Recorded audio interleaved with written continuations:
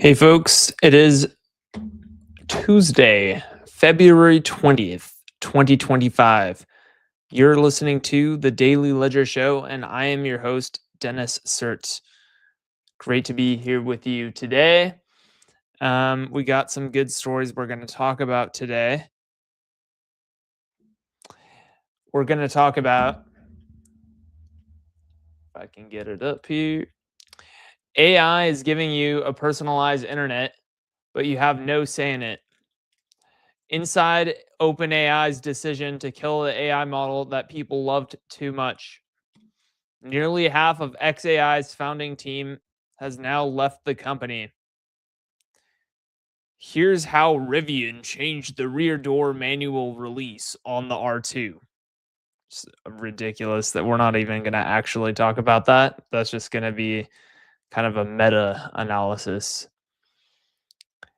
And finally, YouTube rolls out an AI playlist generator for premium users. It's not letting me repost. It's so dumb. Anyways, I'll figure it out later. So yeah, that's what we're gonna get into. Make sure to hit that like button, leave a comment. Make sure to subscribe if you're on like YouTube, and give the show a follow if you're on Instagram, TikTok, or X or anything like that. Yeah, that would be great. All right, let's get into it. AI is giving you a personalized internet, but you have no say in it. So this article is basically shitting on Google for like introducing these new AI features like the AI summarizations and stuff for Gmail, stuff like that. It's just this article though, it's written in a really like weak way. Like even just the first like two sentences is like this. Early in the new year, when millions of people logged into Google Mail, just call it Gmail, like a normal fucking person, they were confronted with a tool they hadn't signed up for. Really? Oh my God. We should just dissolve Google right now. They're testing a new feature? Really? Gemini, Google's artificially intelligent assistant, was summarizing their emails. No way. Well, we got to tell someone about this. This can't be right. This isn't acceptable. A software company testing out new software updates. I mean, what do you think this is? Oh my God. But yeah, I mean, the whole article is exactly like that. And so basically, I guess here's this researcher from Hugging Face, Sasha Lucioni. These tools are sold to us as more powerful, but we have less say in things. Well, it wasn't a goddamn democracy. Like, you are a user, man.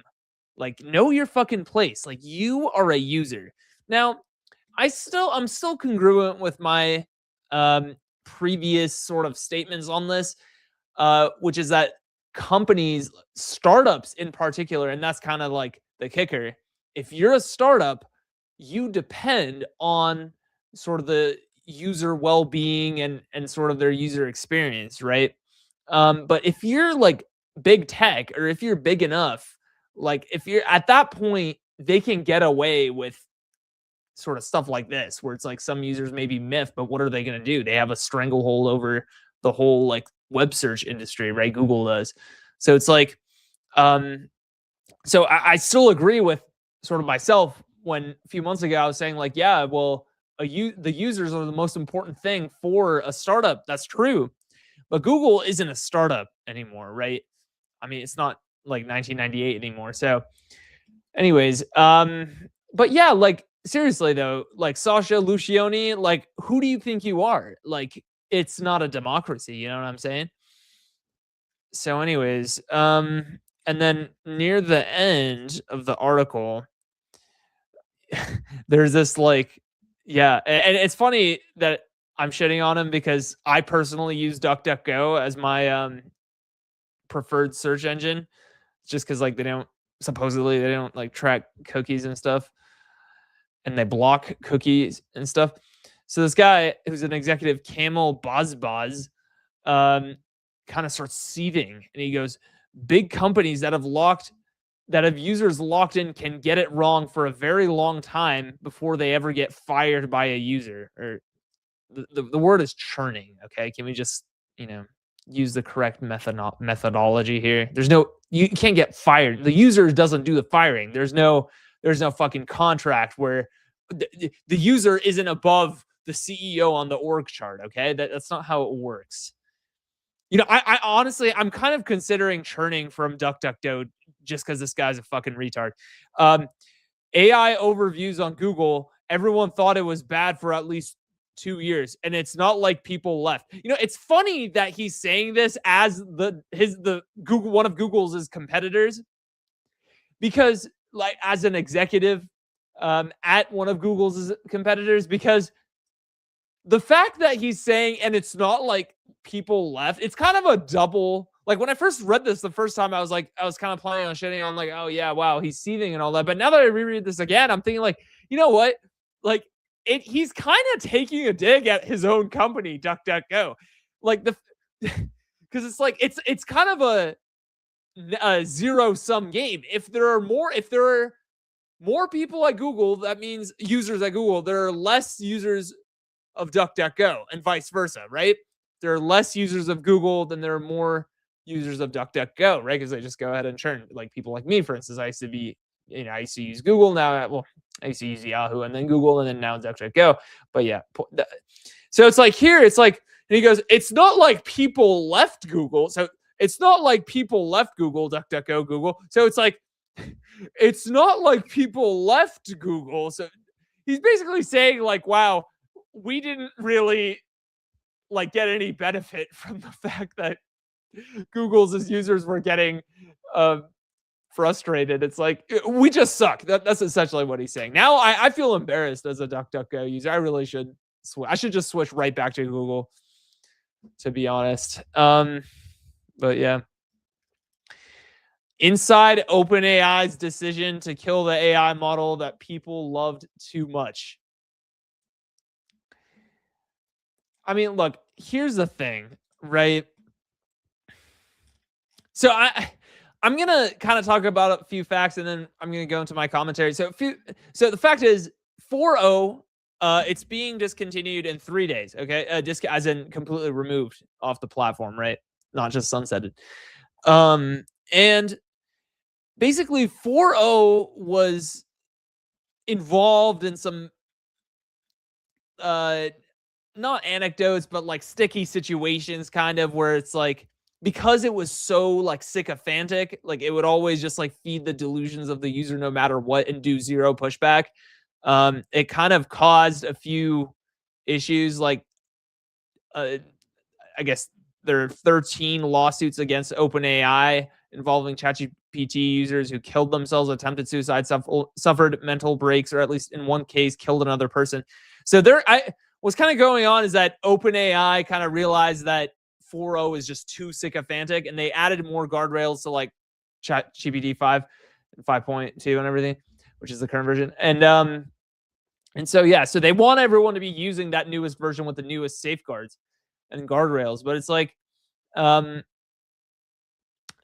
they were actually planning on discontinuing 4.0 kind of a few months ago, but there was so much backlash that they kind of folded and said, okay, we'll keep it. But it's kind of a huge liability. Apparently not even that many people use it. It's like 0.1% of ChatGPT users still seek out and chat with 4.0 every day. And apparently it's like, it's really getting to these users. It's like, of course, the Wall Street Journal, they'll take any chance they can get to make men look weak, right? Well, Wall Street Journal, I mean, you can put them all in one basket, right? Legacy media. And it's like, they put this sentence at the very top. It's the first sentence in the whole article. One, in terms of the retention funnel, they're getting the most people to read this one sentence. And you know what the sentence is? When Brandon Estrella learned that OpenAI was planning to scrap his favorite artificial intelligence model, he started crying, period. It's like, fuck you. I hate weak people. If you're weak, fuck you. I mean, there's no room for weak people in this world. You have to be strong, okay? It means you have to have some goddamn emotional fortitude. I saw someone on LinkedIn who was like a few months ago, was like, oh my God, you need to have like really good emotional communication with your co-founder or whatever. It wasn't even that. It was like, you have to be like emotionally vulnerable to your co-founder. It's like, no, you fucking don't. You have to be a fucking boss. Okay. Like, I don't know what is even going on in this one post. It's like, oh my God, like you have to just completely, you have to lube up yourself and give yourself to your co-founder. It's like, no, you fucking don't, you fucking bitch. Nearly half of xAI's founding team has now left the company. What a segue. So these co-founders apparently are leaving xAI, and it's like, here's the thing. Like, you had, just on the topic of co-founders, you have to be ride or die. Okay, you have to be a ride or die co-founder, right? And it's like, and I'm kind of insinuating here. I'm just gonna make it clear, right? At xAI, when shit starts hitting the fan, right? You know, I don't want to go through all of the recent sort of happenings that Grok and xAI have been embroiled in. I think we all know, right? No need to go into it just for this point. But it's like the minute shit hits the fan, you can't just be like, oh my God, I'm leaving, guys. I hated all of you from day one. It's like, dude, are you hard as fuck or are you not? Okay. Just tell me that. It's like the minute a scandal comes up with your product, it's like, oh, I'm leaving, guys. Bye. Like, for the love of Christ. And the other thing is, if these co-founders were pushed out, then I'm sorry, that is your fault.